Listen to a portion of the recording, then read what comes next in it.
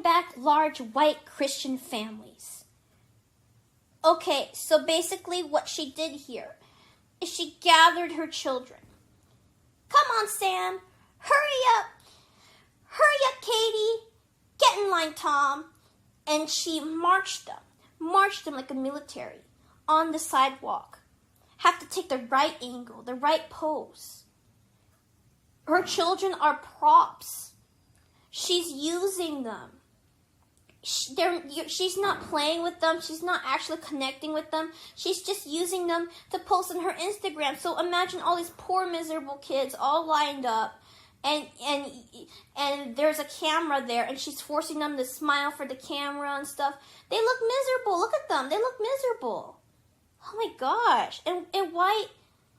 What do you mean bring back large white Christian families? There's plenty. There's millions of them in this country.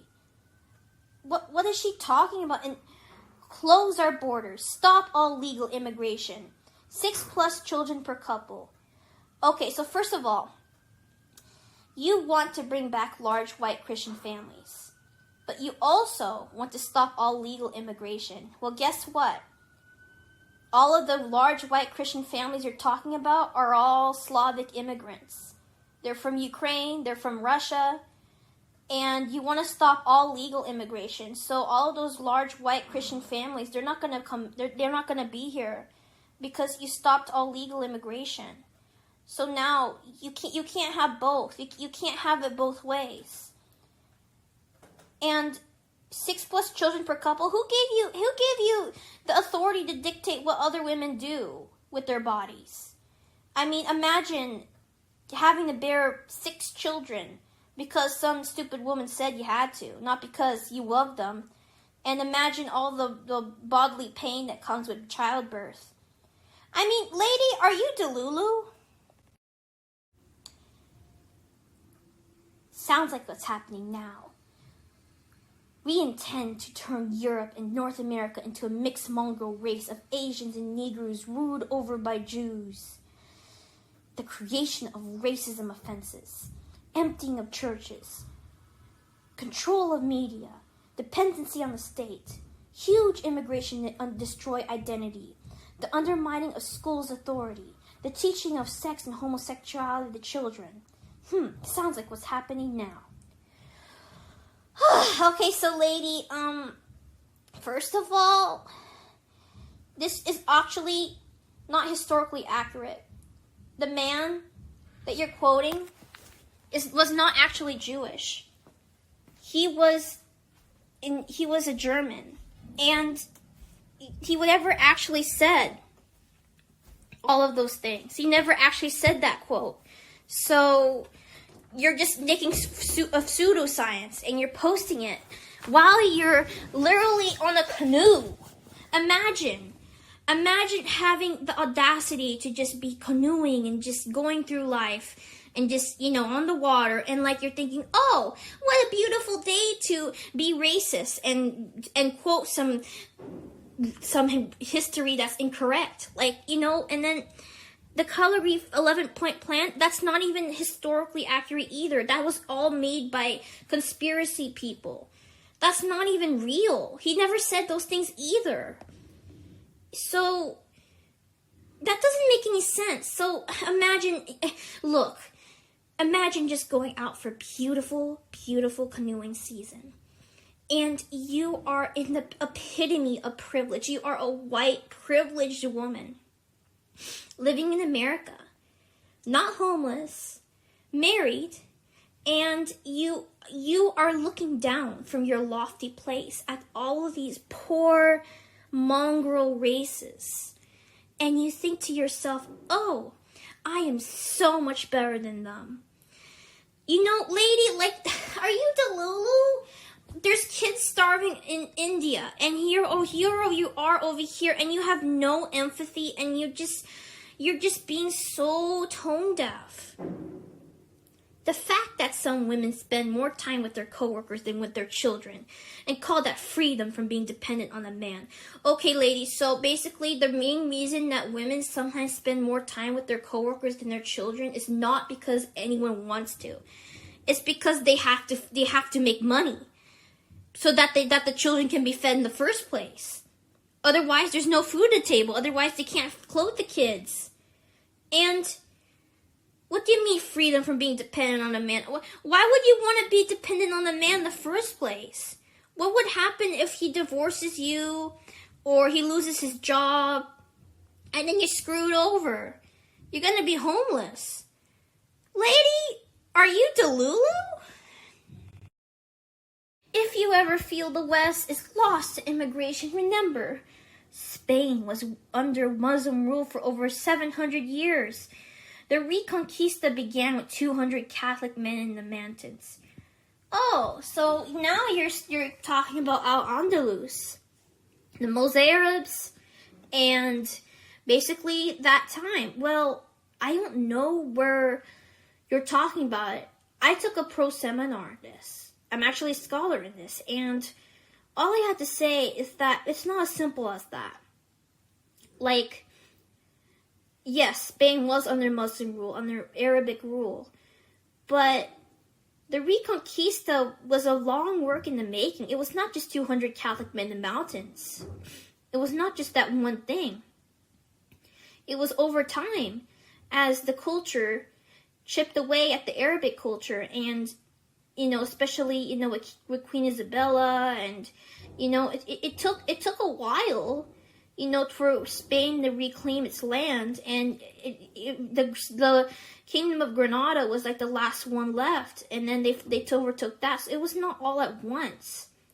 So in your magical mind, you're thinking that 200 Catholic men can just literally just make a whole new civilization. Like, no, that's not how it worked. And besides, the Spanish Catholics, they were already there to begin with. Like, Visigoths were the ones who first got to Spain, and then the Muslims came, and of course for a long time they just lived together. Like, they were like, it wasn't that it was all Muslim there. Like, they lived in sync, and so basically it was just a matter of time before the voice of the native Spaniards overtook the Catholics, the Muslims. So basically, that's not really how it worked, my guy. Can you stop mansplaining history to someone who is already a history bachelor's degree person? Because I really don't think you're correct. And can you stop using history to try to prove your point? It's stupid. How to Heal America by Meathead Professor. Ban abortion. Deport all illegals. Establish term limits. End the Federal Reserve. Cut all ties with Israel. Ban trans and gay everything.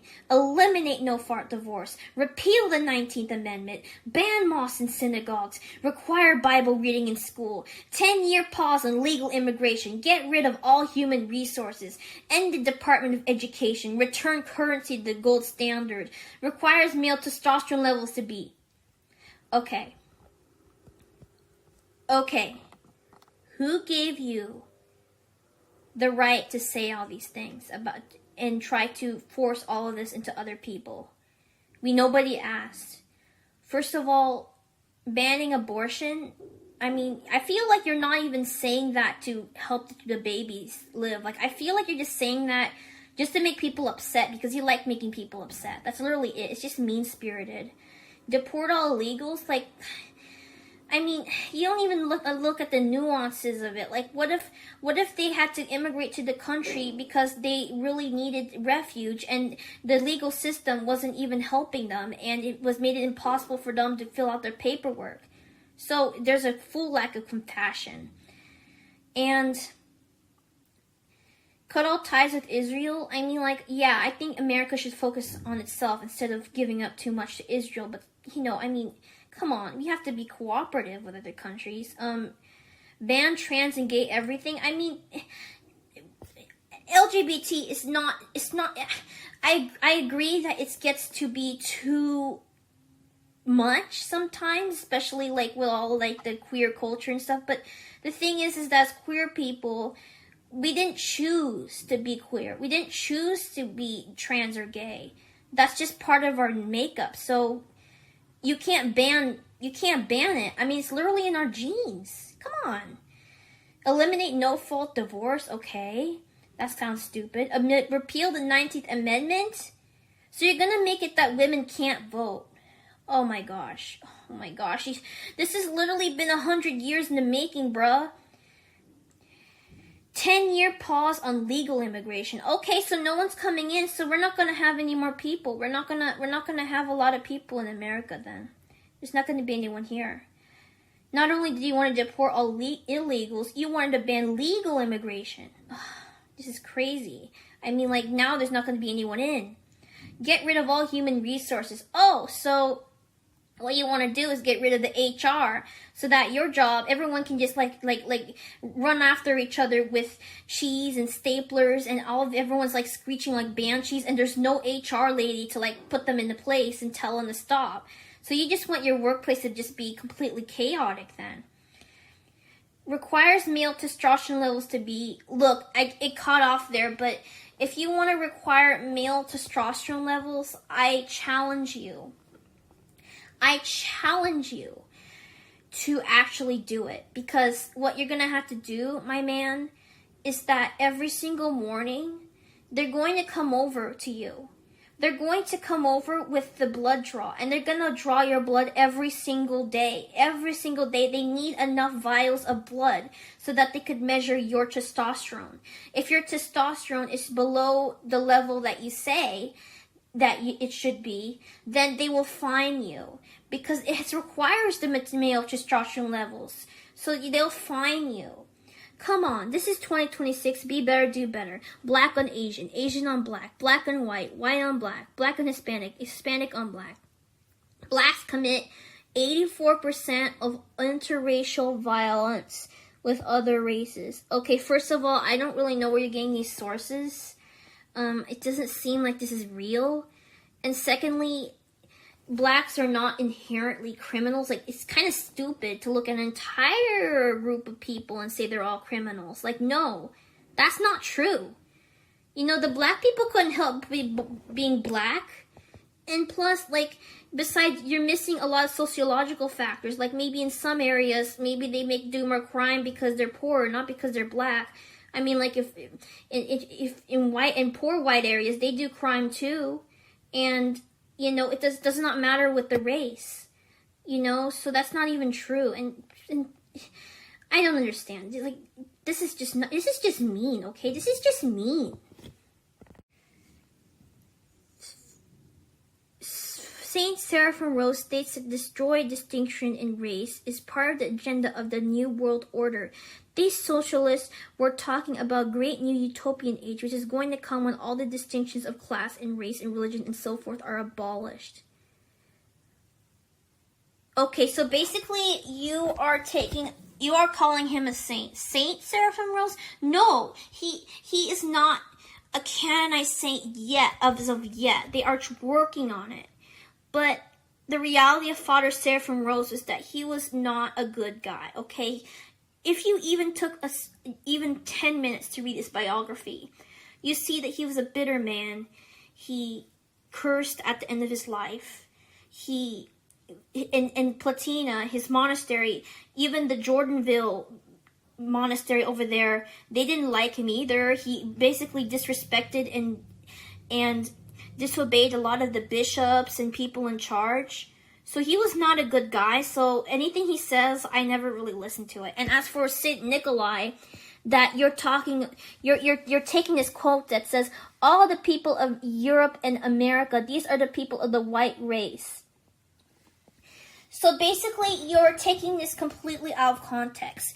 Saint Nikolai is actually roasting white people. He's actually saying that as white people, we think we're so great, and that we're actually not as great as we think we are, and all that stuff. And it's just crazy. You know, you're taking it out of context. He just mentions the white race. He mentions it exists. He doesn't say that's great. It doesn't say that it's better than everyone else. And you say white race is a real identity defined by Americans and Europeans. Yes, it is a real identity. It is defined by Americans and Europeans, and it's one of many races out there.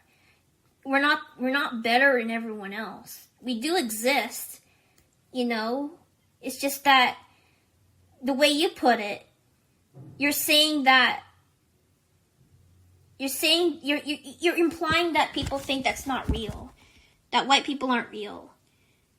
I mean, like, yeah, maybe some people do, but this is a really bizarre, like, way to tack that. I mean, that doesn't make any sense.